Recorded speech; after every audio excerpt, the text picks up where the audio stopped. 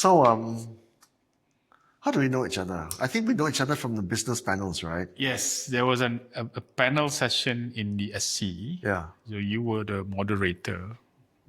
So the topic that I talked about then was on cybersecurity, data management framework at the directors level. Yeah. Yeah, that's where we started to have further conversation, and I think you did it twice. We did it twice in the SC. Yeah, we did it twice. Yeah. The thing is, when I try to, because as a moderator, right, I got to try and understand who is this guy and introduce him, right? And then I saw the stuff that he's doing, right? I was like, boom, boom, boom, boom, boom, boom. And then there was like 3 screens with a boom. I'm like, holy moly, right? So how do you how do you categorize this guy? You can't. You've done regulatory, you've done you've done entrepreneurship. Yep.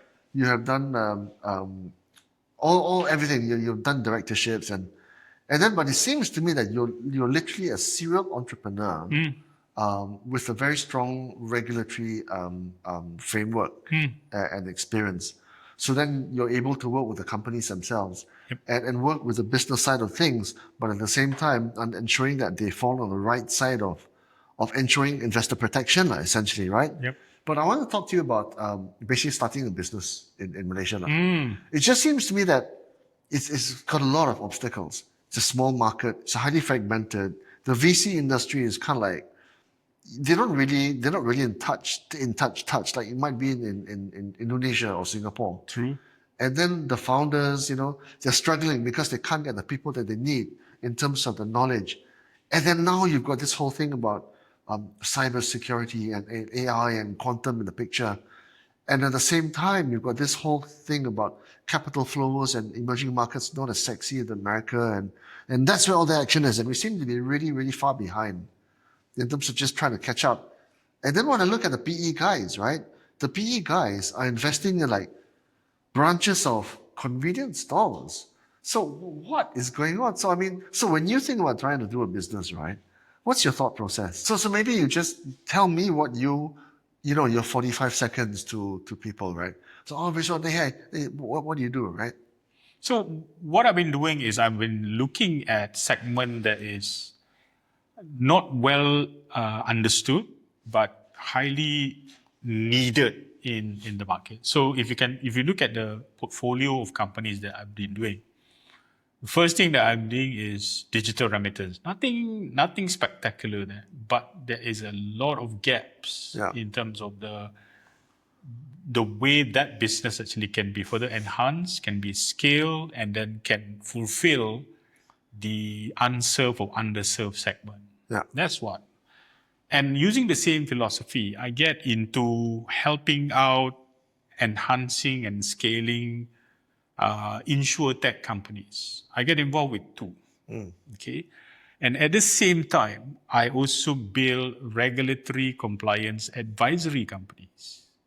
And this is where, very interestingly, is people always thought that compliance and legal are the same thing. In my understanding, and this has been proven quite a few times when I built this business, one in Malaysia and one in Singapore, is compliance is actually the operationalization of the legal requirement in a business context. So lawyers can advise you that the law works like this, like that, and the letter of the law demands you to understand this and that. But the how-to is where compliance come in. And this is where I came in and tell the business people, the law means this as far as the business operation is concerned.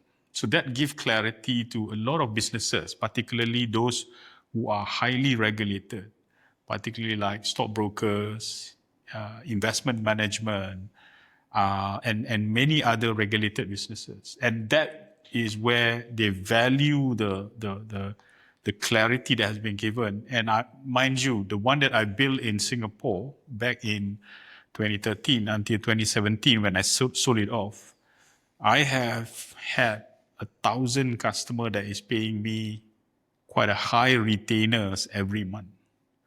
It was very, very successful. But I move on because I know that after a while, I will not be able to scale because it's what inside my head that actually provide the services. And I know that I can't duplicate myself, and it's all about a personal brand rather than an institutional brand. That's where I said, okay, it's time to leave, take my money, and then start to branch out to other businesses that can be scaled via having it to be institutionalized rather than relying on myself. And that's where I started going into insurance technology. I went into helping out Aon to build their first digital bank. And now I'm building two more new startup that we have applied into the Securities Commission sandbox. So it's about finding the niche of where you can create value. And the moment you identify that, I think it's very lucky for me because the investors, particularly the institutional investors, have seen what I've done before. So it's relatively easier for me to raise fund compared to really new startup that has no background and no understanding about how to do it. It's difficult still, but it's not that difficult if you can really articulate the value that you can create and understanding about how it can be scaled that could fulfill the aspiration and the mandate that the investors actually are looking for. So your background is regulatory, right? I know you worked at the Securities Commission. Right? I was with the Securities Commission, and before that I was with Bursa Malaysia. Yeah, so the frontline and market regulator, right? Correct. So typically regulators, they don't have an entrepreneurial mindset. Typically. Yeah, typically, right? They're usually like covering backside, right? Mm. Like, okay, how do we not lose here? How do we not lose here, right? Entrepreneurs are risk takers. Yep. So you got these two, like, it's almost like a split personality, you know. Yeah. Okay. Did you mind, right? Yeah. That's pretty rare. Yeah. So what I think helped was when I was a regulator, I wasn't really purely a policymaker. I was doing market supervision. And my first exposure about how the market actually went really going south was the 97-98 financial crisis, the Asia financial crisis, monetary crisis, some call it. And I was sent by Bursa Malaysia to all over the country to really make sure that first and foremost, customers are protected, investors are protected, and the shareholders are doing the right thing, and governance are put in place during the crisis time. So that lesson that I've learned in terms of how to manage businesses during crisis really opened up my eyes in terms of learning from the businesses of what not to do and also think about what could have been done better. So that personal lesson that I've learned from that crisis, and then when I went into SC, I was looking after institutional supervision. This is looking at how Bursa actually function as a frontline regulators, and then look at Securities Commission as the oversight regulators. And the the most interesting part at that time was Bursa Malaysia was being demutualized. So they converted themselves from being a company like an exclusive club to become a public listed company. So there's a lot of business learning process that I've seen and I've experienced through in terms of how from a private private owned companies converting themselves to become a public listed companies. So that gave me also a huge understanding about how that process works. So then from SC, I went into banking, investment banking in fact, but I didn't work for local investment bank. I worked for Macquarie Bank, and then I joined Nomura. Both are investment bank. And those two gave me exposure about technology, international banking and businesses, and sophisticated financial instrument.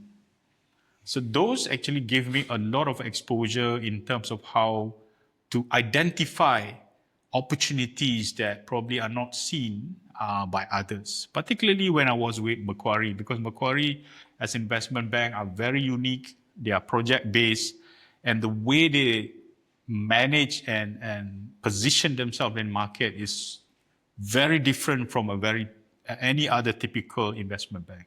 So I learned a lot from those time. And when I was in Nomura, I was really thinking of, I wouldn't want to stay working for other people with all this knowledge that I have gained and lessons that I have learned throughout the years. And I've decided, I think, at the tail end of my career with Nomura, to start building my first startup, which is the digital remittance company. So I didn't jump with my head on. I worked together with some other people, and that's where we took a defunct remittance company and turned it to become a digital remittance. And whether people like it or not, I didn't do it in Malaysia. I did it somewhere else. Yeah. So that's, I guess, the journey and how I took the lesson learned to start building businesses. Yeah. So this might seem a bit simplistic, right, Rizwan? But the traditional businessman, if you like, for my generation, he's typically for example, he's a Chinaman lah. You know, he's probably first, second generation immigrant, maybe third generation. You know, he starts some kind of maybe he starts as a mechanic, then he builds up, then he starts to own the store, then he starts to expand and buy 2 or 3 stores, then he goes into other business. So he's a traditional businessman, born out of necessity. Correct. So Tan Chin Nam, the founder of IGV, he wrote a book, right? He says business is not about following your passion. Business is about putting food on the table, making money where you can. Yep. The startups that you refer to are the digital startups, right? The technology startups. That's a different kettle of fish. There's venture capital, there's investors, there's a business plan, there's milestones. In the traditional world, there's no such thing. Nope. You got to find money how and where you can, borrow from relatives, whatever. Correct. And then you got to make money as soon as possible, because otherwise, you don't get to eat, right? Yep. In this digital space, you've got a kind of like a journey lah. And the path to profit is sometimes sacrificed for scale, Yep. right? Yep. So when you think about doing business, right? And for anybody that wants to be an entrepreneur in this day and age, right? Where is the most, how would I say, the least painful route to be, and how should people even think about doing business, you know? Yeah. Again, it's about really optimizing what you know and what you can scale in terms of how you want to start a business. So I'm not saying that whatever that I've done has become successful. Okay, some of it struggle. The first remittance, the digital remittance business that we did, it only became profitable after 10 years. Okay, lucky for us, the investors still put their trust in the business model, and the endless times where we raise fund again and again and again demonstrated the confidence that they have. And mind you, those investors, unfortunately or fortunately, they are not from Malaysia. So they have a different mindset and belief in terms of how we could actually become bigger. And learning from that, I never just rely on what we have in Malaysia to grow the business. So I think that's another angle where if you want to start something from a business standpoint, you can't just look at it from a domestic standpoint. The ecosystem that you need to really scan is not just what's available around you. You need to talk to as many people as possible. You need to talk to people from some places where they might actually see us as something that someone or a business that can be trusted. One of the businesses that I did has investors from Czech Republic and Canada. And it's a long tail business talking about doing real-time gross settlement for commercial banks. So it's not easy to do that, but that is very, very different playbook, because it's not a day-to-day kind of business. It's an infrastructure business. So these are the kind of things that you need to understand in terms of what you want to do.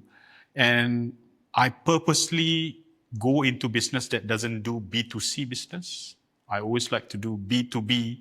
And if there's a C, I don't really approach the C directly, because I believe that doing a B2C business is never going to be easy, and you're going to burn a lot of money in marketing and promotion. So the philosophy that I have is always about B2B and scanning the potential investors globally, and then looking at those who has trust and understanding about what you are trying to do and believe in the aspiration and the way you want to do it. So yeah, I guess the background as a regulator helps a lot, because they know that I'm not going to fool around or try to take shortcuts in terms of building the business. Yeah.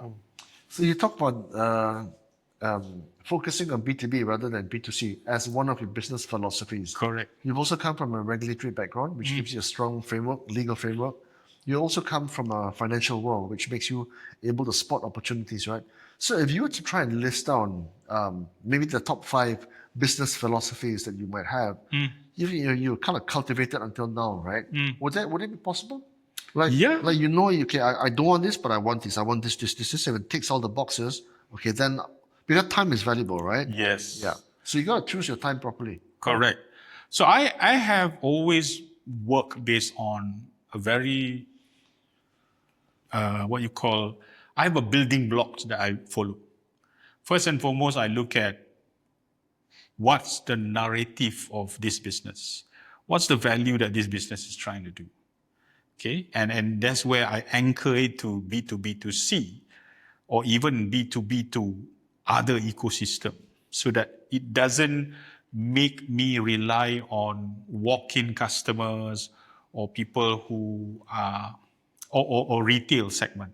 So the narrative is very important.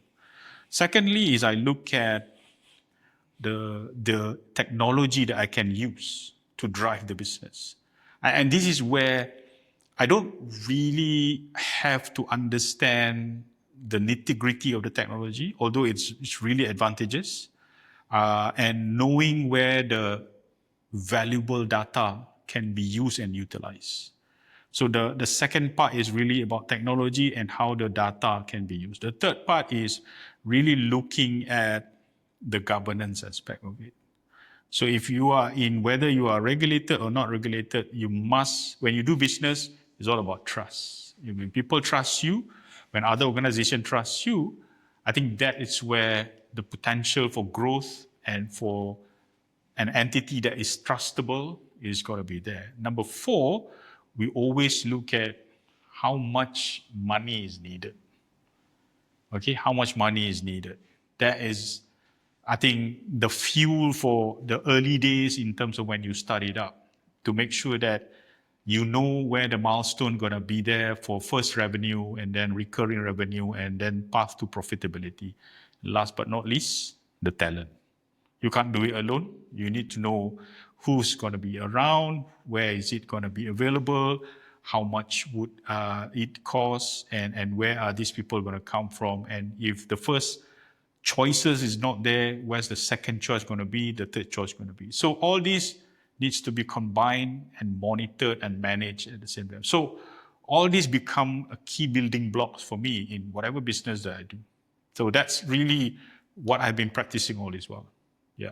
So does it matter? Where does passion fit into this? Is it important for you that you enjoy what you're doing, or that it resonates with you at a personal level? Or does the pleasure come from the process?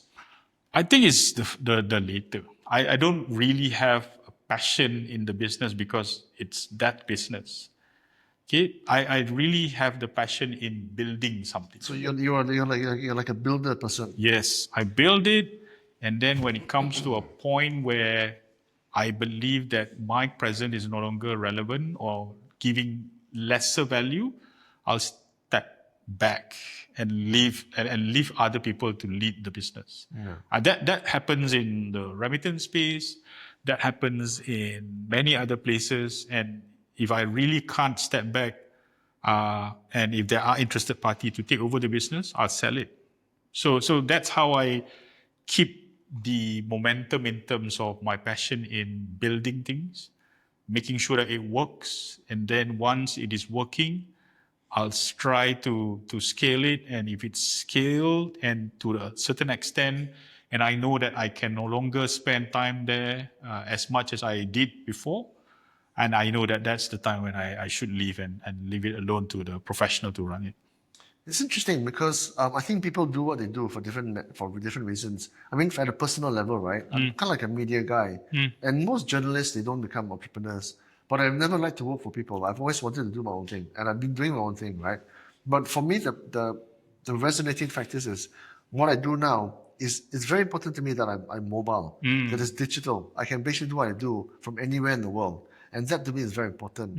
The other important part for me is being able to go and meet people, to learn new things. And there's an intellectual process there, which doing this is also a part of that. And of course, it's infinitely scalable because you have a global market, right? And from a technology standpoint, I tell you, AI has the potential or has already reduced our workflow by 95%. Yes. Right? So when I look at you, right, you're not really, I don't see you driven so much by the fact that if you put in $1, it can become $100. I don't see you as that kind of guy. Other guys might be driven by that. You're driven. You love the whole process, and then once you've done that, and then you move. You can't stop. I can't stop. It's interesting. You're right. See, the money is important, but not the most important. So when I build something and when the trusts exponentially grow in terms of shared value by many, in terms of the stakeholders, whether they are investors, whether they are staff, whether they are the management, including myself, money will become the byproduct. Yeah, money will follow the product. It will, because once people start trusting it, okay.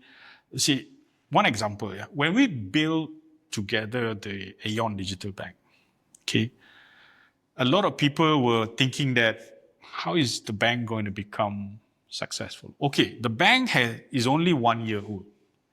But one evidence that I believe that it will become successful is because the interaction rate of the customer with our app is as high as almost 67% per day. If you look at the interaction rate of bank customer with other banks, is as low as 20%. Okay, define interaction. Okay, interaction means they open the app at least once a day to check or to interact and to browse the app daily. For any other bank, that is, if you put 100 customers of that bank, only 20 of them will open and do it on a daily basis. But for us, for 100 customers, 67 of them open the app daily, try to look for value that we have shared and tell them that it's available in the app. Is that in itself a barometer of trust? Yes, it is. That in itself is because usage indicates trust, is it? Correct. Usage indicates trust. In the digital setting, the interaction with the platform that you actually have connection with the customer is one of the indication that you are actually a trustable value provider. Okay, if you look at other social media platforms is the most highly interactive platform. People will go into it on a daily basis. Instagram, Facebook, whatever. People will go into that every day. Okay? And to a point, it becomes a necessity. Yeah. People will go into it whether they like it or not. But for a banking platform, which is, well, what do you get there? I'll tell you what's interesting from a banking perspective. This touch and go, right? Yeah. For the first few years, it was kind of like in the wilderness. When the last 2 or 3 years, when they've had these online transactions, I'm on the bloody thing several times a day. Yes. Several times, Ridzuan. Correct. Exactly. Market, mama, buying stuff in the... Whatever you want. Do you know what I mean? Yeah. I'm topping up my account every couple... So whoever's behind, I think CIMB is one of them, right? There's a few of them, That platform becomes great because of the Alipay technology. Okay? I'm using the damn thing in Thailand, bro. Yeah. It's the end group capabilities that make it because I'm going a little bit in terms of the philosophy behind technology. Technology it serves three purposes, whether it's a tool, whether it's a medium, or whether it's what we call a social, what we call, it's like another person that gives you social satisfaction. Okay, you treat technology like another person. Yeah. Okay, so with AI, this third role as a social element make technology become more engaging because as a tool, there's no emotion into it. You use a calculator, it gives you a calculation, that's it, you're done. As a medium, this is where experience, you start to actually get experience from electronic. Okay, for example, like when you play games, okay, you feel very satisfied when you, progress from one level to another.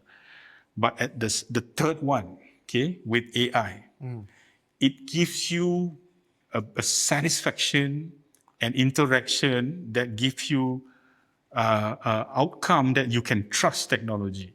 So this is where the cognitive capabilities, the response from the technology, make technology become what we call persuasive technology. Okay, there's a book called Persuasive Technology by a professor from Stanford called B.J. Fogg. Okay, he coined the term captology, computer as a persuasive technology. And he broke it down in terms of these three things, as a tool, as a media, and as a social element or social being from a computer perspective.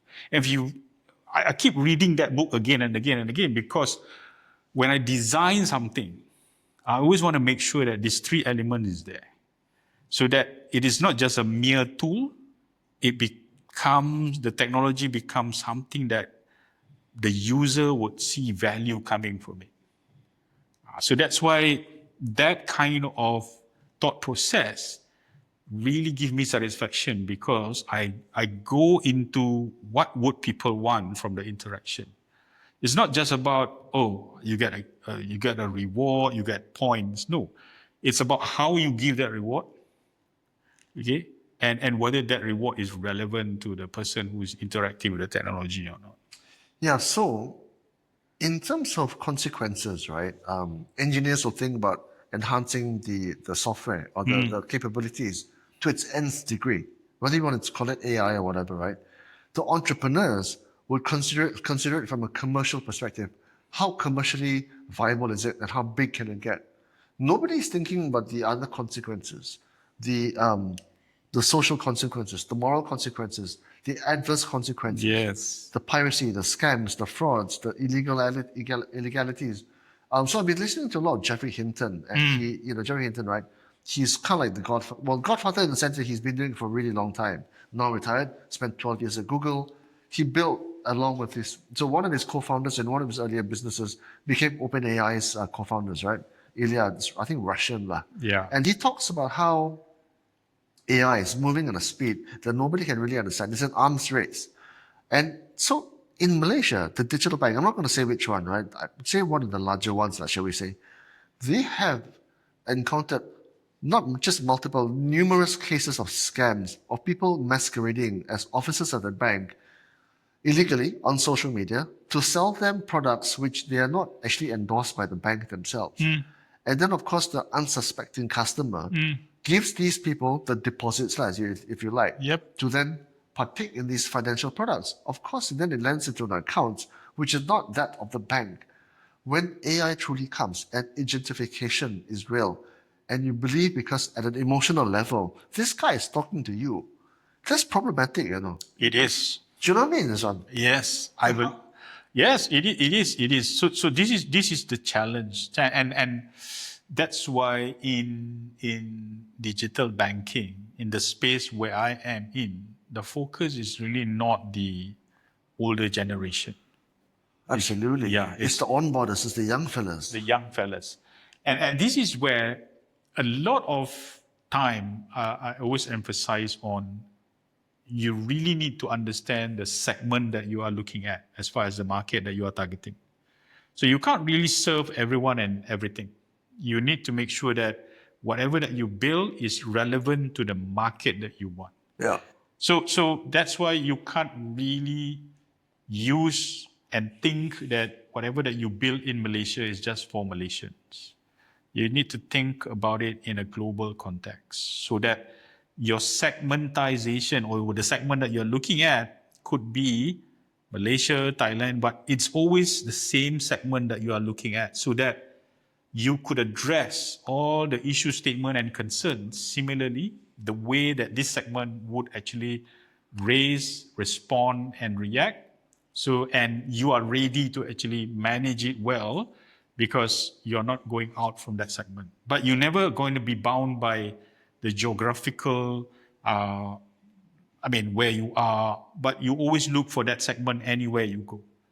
So then the common issue statement, the way you're going to manage it and the anticipation about what are the issues are more or less going to be the same. So this is one way for you to look at how you want to scale, you want to globalize because you are not going out from the segment that you're good at.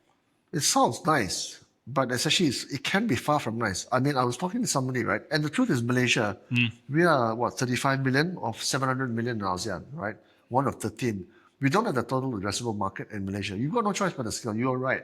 But that journey is quite hard. I think under the venture capital framework of Malaysia, we want 5 unicorns, right? I think by some time frame, like 2028 or whatever. We got there, I think, 2 times. One was Qasim, and one was, I think, Alpha. I can't remember it's Alpha, right? I don't know where Qasim is now, okay? And I don't know where Alpha is either. Yeah. It's thereabouts, right? Or I don't know where they're going. The direction is the most important, right? Exactly. Malaysia, I mean, we talk about scaling into the region all the time. It sounds easy, it sounds nice, as what you're just saying, like as per, but actual execution. You know what I mean, right? And I then know.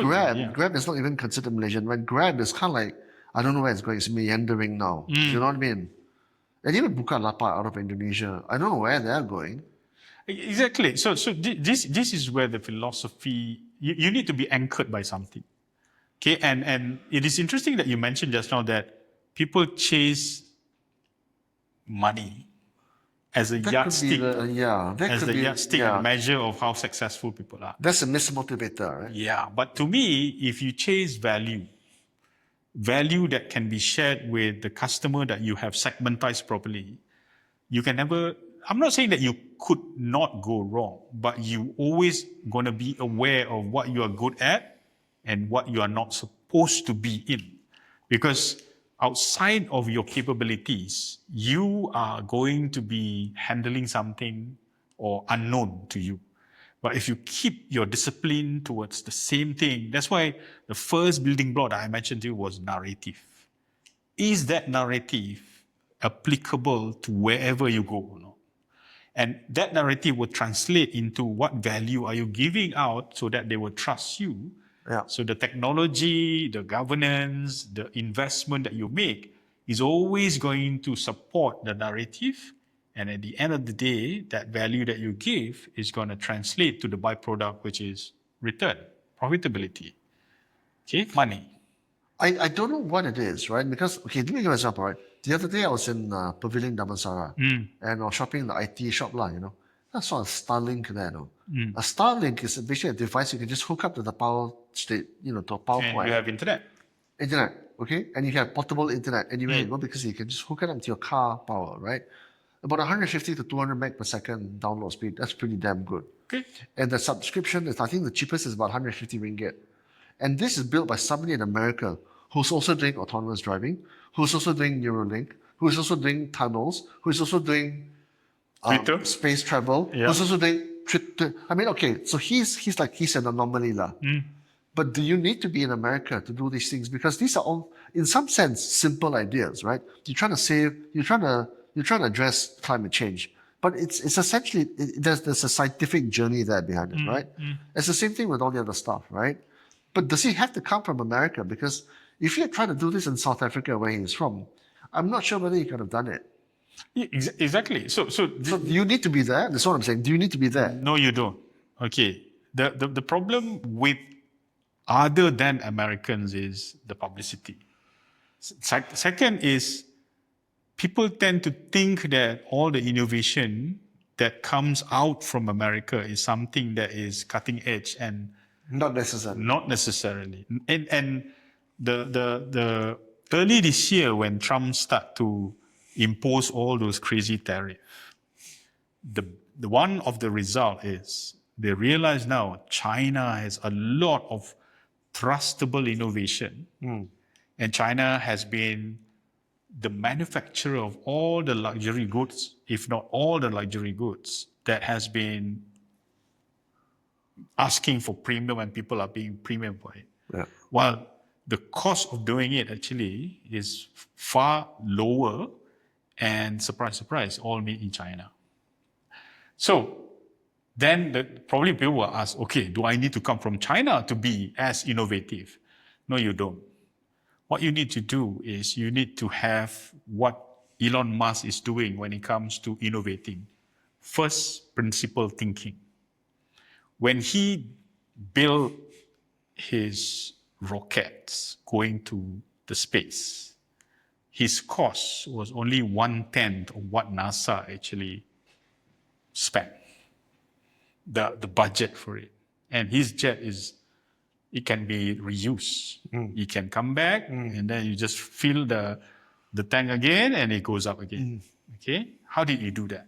Because he asked very, very basic question. How could I build this rocket that can go up different from how NASA builds it?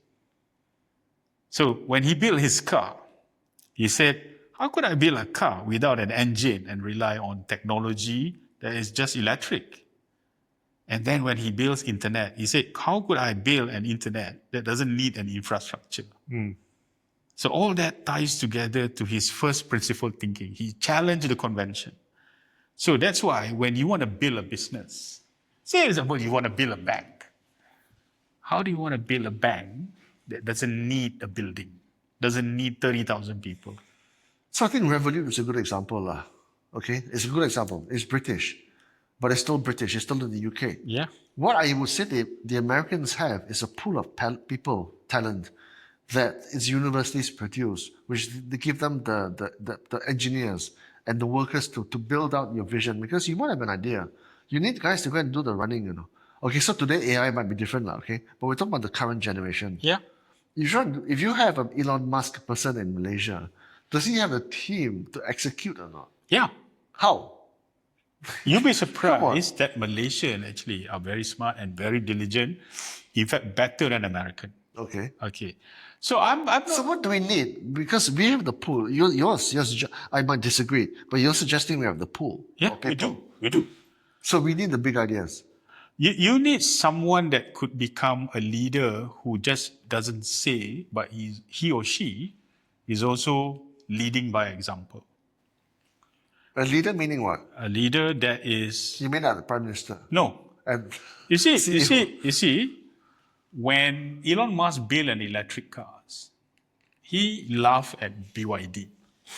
I remember this. He laughed at BYD and said, "That's not an electric car. That car is never going to beat us." And look at it now. BYD builds much better car, much better technology. And what I mean by a leader is not the way Elon Musk lead his company. Do you know who is BYD leader? no. Nobody knows. No. Because I've read his name, I can't remember his name. exactly, he is not a person that has a character or persona like the leader from America. He's a leader that is mixing around with the pool talent that he has and make the talent pool believe that they are being led by someone who is equal and have the empathy and have the capacity like how they are as a talent pool. And BYD is churning technology after technology after technology, and they know exactly what technology to build, not the car, the battery. I'm hearing now that you can get a 90% charge in 5 minutes. 5 They minutes. can go 1,200 kilometers. Correct. I'm concerned about the flammability of that, but that's I think another discussion. I've looked at that. The battery components actually is much safer. It operates under a very low Much lower temperature. And for public transport, electric cars that BYD also produce, they don't use the supercharger. They use battery replacement. Oh, the battery replacement. Yeah. So they just go there and swap it out now. Correct. The entire flow is changeable, and it can be done in 5 minutes. Fantastic.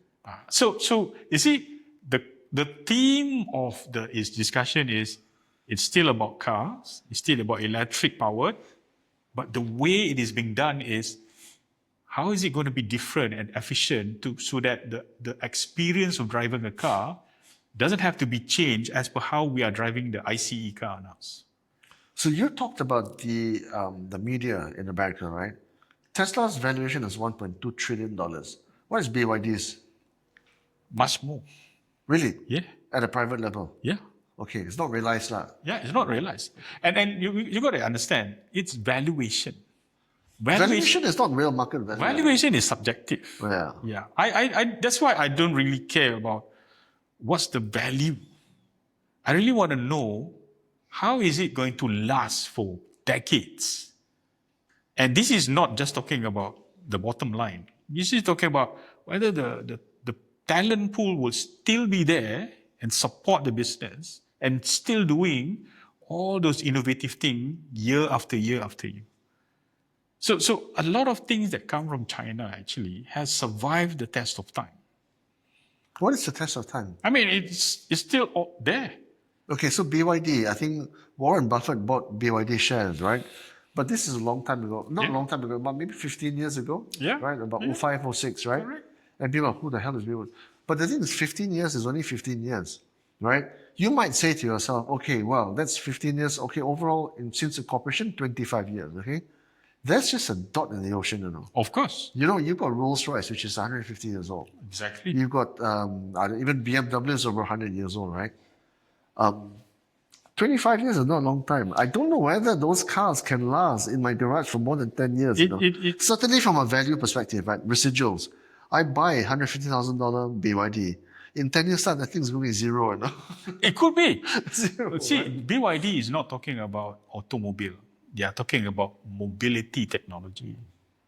So they might not even just stay in an industry where they are just doing cars. Imagine if all your electric cars could be synced and you could create a fleet of cars that can provide autonomous capability and it drives itself on the road, like 100 cars moving together on the road with no drivers but all the passengers in there. You don't have to worry about parking. It's like a public transport that is owned by Absolutely. people. Yeah. Absolutely. I mean, that's the direction, clearly. Exactly. Yeah. So if you start switching the idea of it's not about building a car, it's building mobility. So yes, Elon Musk thought about tunnel. Okay, these boring companies. Yeah.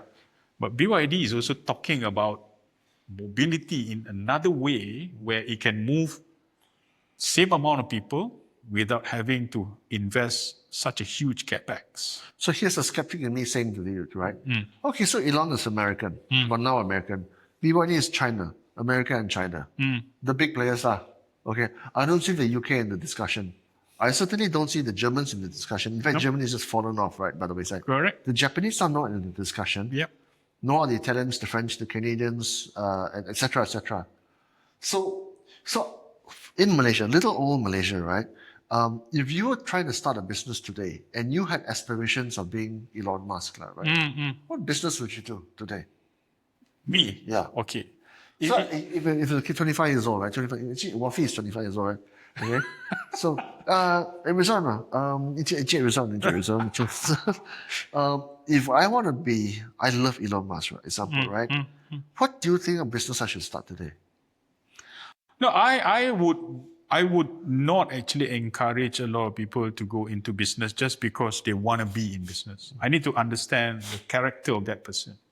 Because going into business is not for everyone. Okay, I love people who has the aspiration going into business because business creates employment. Okay, rather than someone who just graduated and want to be employed. But I need to also understand when a person put up his hand and say that I want to become a business person. I want to start business. I really want to understand, do you have what it takes to become a businessman?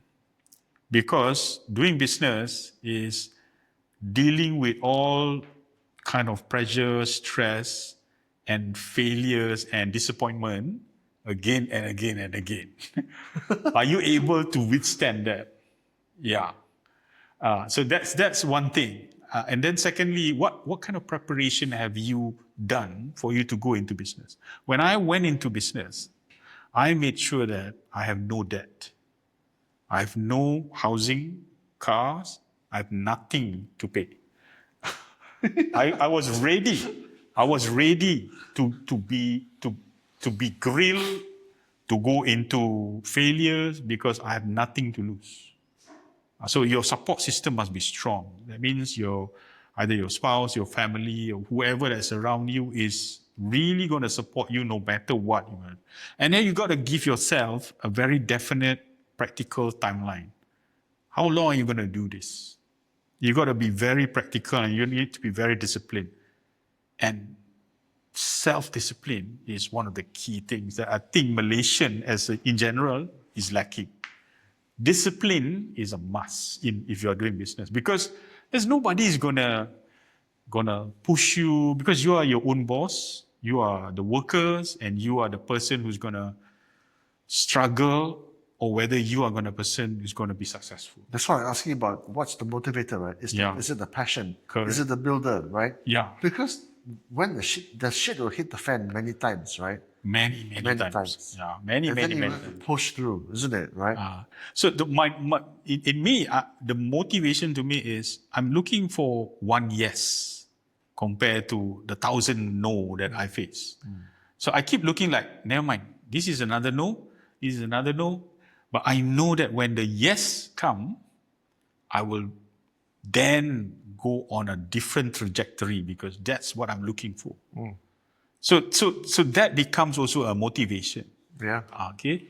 So that's why I think it's very important for anyone who wants to go into business to be very, very resilient about it and not be hampered by disappointment because a lot of these people always like to say, well, Isaac Newton or not Newton. It's who's the person who Thomas Edison, when he was trying to create the light bulb, he tested it like more than 1,000 times. Yeah.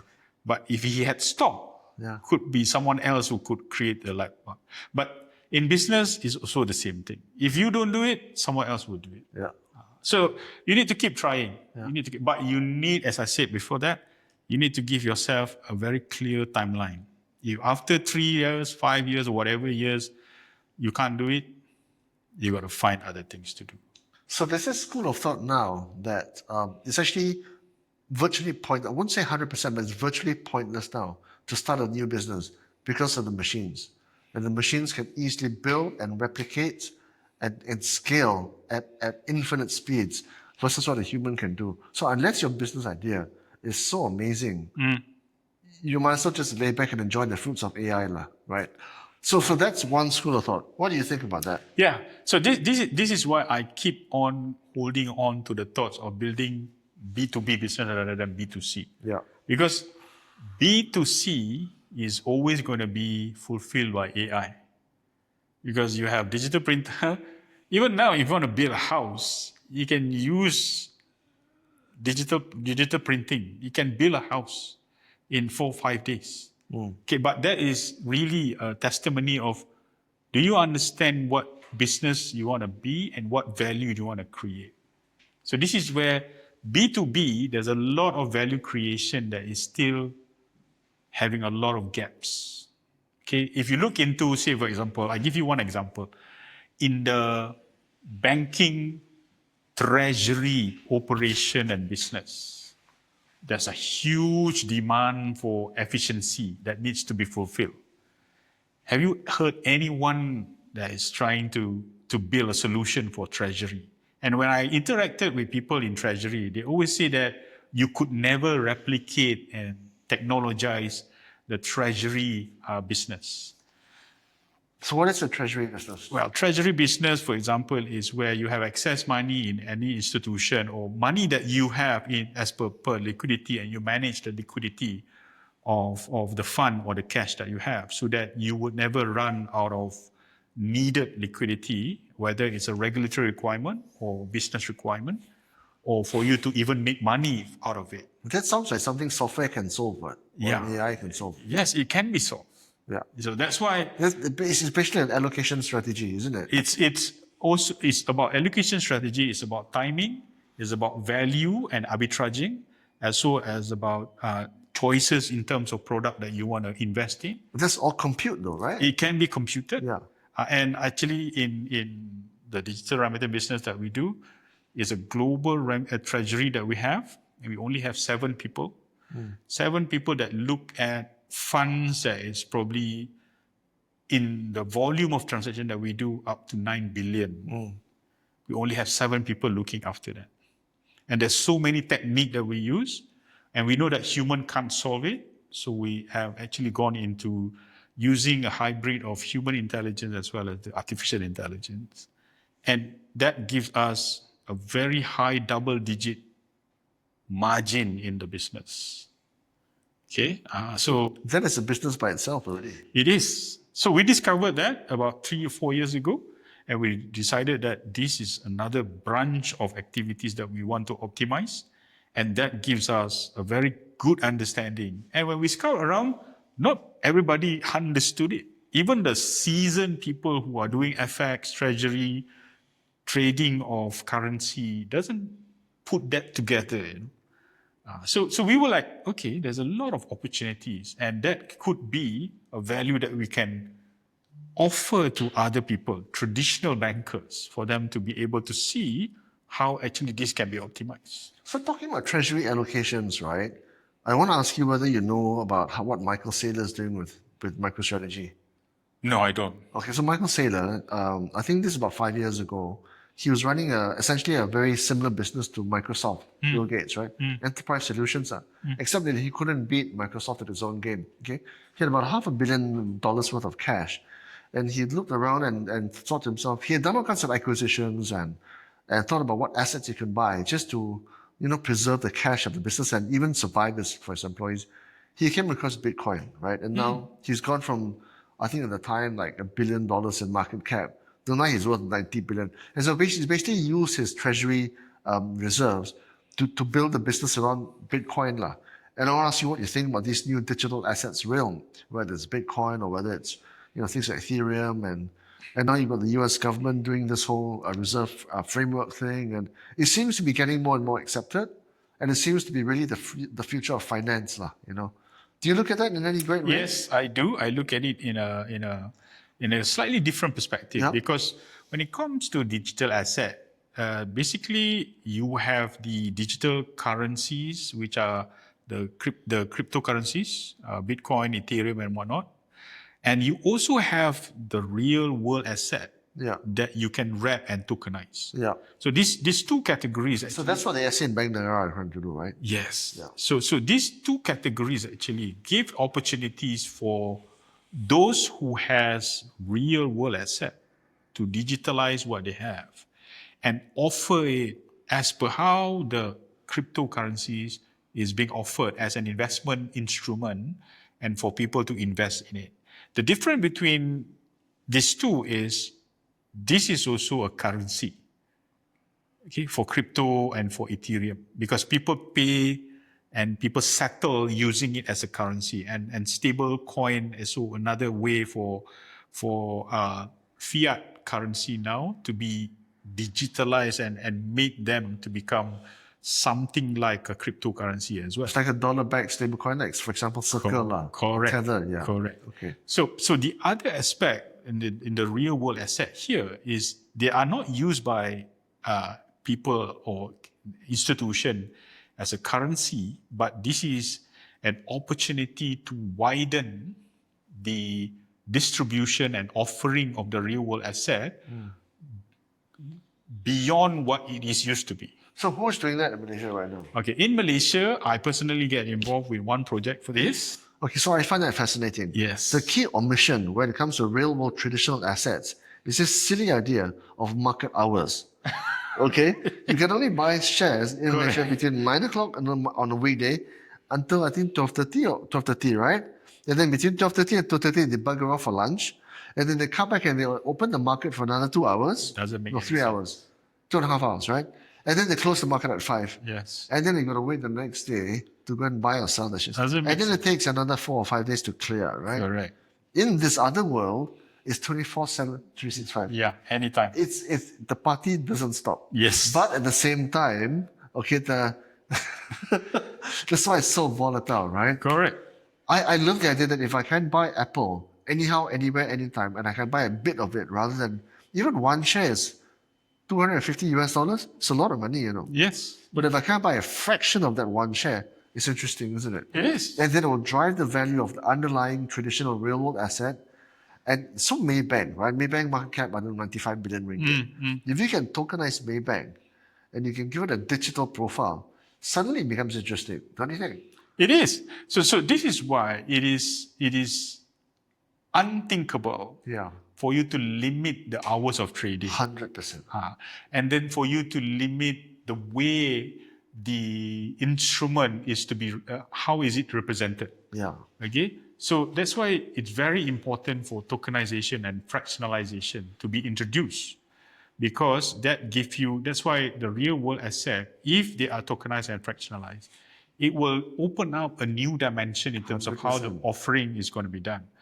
But it also gives a different dimension in terms of how the governance of it, Yes. as well as the risk management of Yes. it, is going to be also looked at. And this is the so-called problem. I don't see that as a problem, but the traditional people or institution who manages this instrument currently, particularly securities, are concerned because they do not understand the new perspective of how to manage stocks and shares in a fractionalized and tokenized environment. So the technology is there already. And the way when I spoke to some of the real world asset owners about the potential of how they can unlock and monetize, say for example, properties. It doesn't have to be a share, it can be a property. Yes. So I saw this app on Instagram, right? It's actually got about quite a few users. They basically attract individual money to take a share in the renovation of that property, right? And then everybody shares in the upside of the property when it's disposed of. Interesting.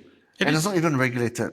So apparently the SC said, okay, go and do, never mind, we don't have to regulate you. But of course, supposedly the owner followed all the rules. Do you know this one, right? Yes, Yeah. I do. Yeah. The project... It's interesting. Yeah, It's the project interesting. I'm involved in it involves a huge property owner, Yeah. commercial property owners, not residential.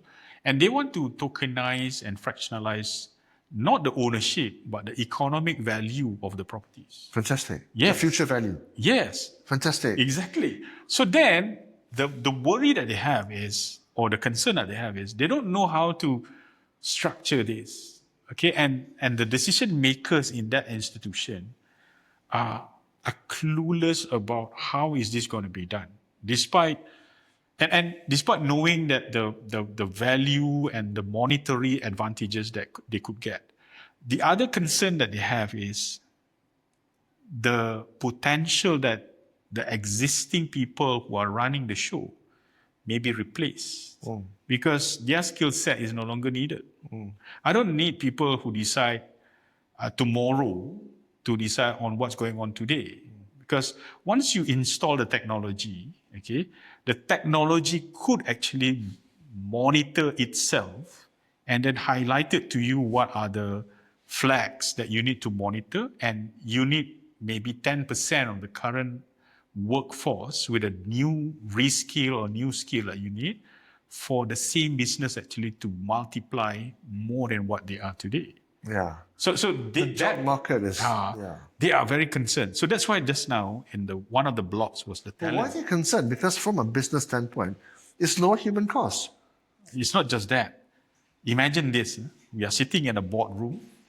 We are talking about tokenization, fractionalization, and maybe like myself, when I'm in that business for the last 30 years, I'm already 65 years old. Do I understand what is being discussed? It's incumbent upon you to understand that. Precisely. So there, If you don't, Andy Grove, Intel, if you don't evolve, you perish. Simple as that, right? exactly. So that's why I said to people, discipline.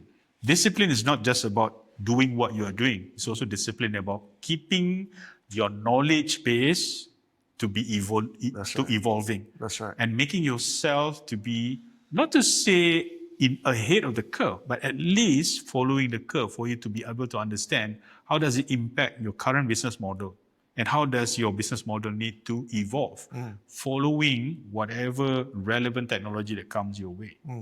So these are something that this is not about knowledge. This is about perspective application. When you don't see that as a perspective that you need to practice, you are complacent and you feel that I'm already on the top of the food chain. I'm on the board of a multi-billion-dollar company. What more do I want? Yeah. Again, you are driven by value of your bottom line, but you're not driven by the process that you want to improve, the journey that you could take the company further. So if you think about money as the end game, you will be complacent. Yeah, so I fear companies like Apple are not moving fast enough because so investors are waiting for them and waiting, so far nothing, right? Do you know what I mean, right? Yes. And I feel that there's quite a few of them like that, Exactly.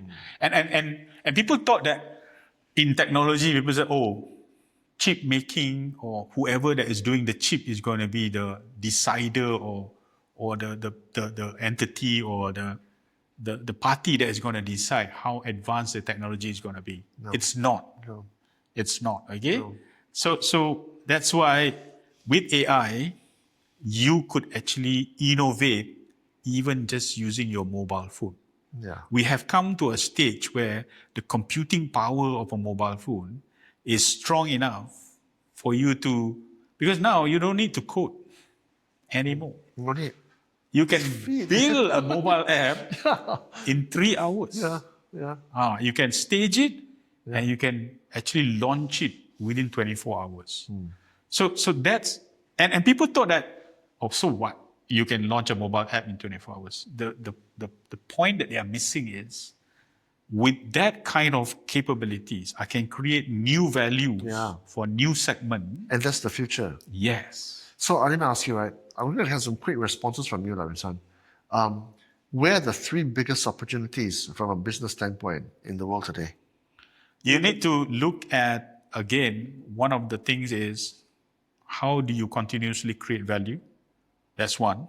Okay. Value of a market segment that you are in now, or you have identified that you want to do. And second, in terms of business opportunities, you need to look at how you would be able to segmentize quickly in terms of looking at the younger generation. Okay, younger generation that is well educated. I got to frame it like that because technology requires people or customers or institution that is knowledgeable, not pseudo knowledgeable, but really knowledgeable. Third is you really should go into either healthcare or pharmaceutical. Because it's perpetual. Or food, yes. Yes, perpetual, right? It's perpetual. It's a basic need that whether you are human now or human later, you will still need this tree. Amen. Thanks a lot. Thank you. I knew you'd be good, but I didn't know you were going to be this good. I don't know whether I'm good or not.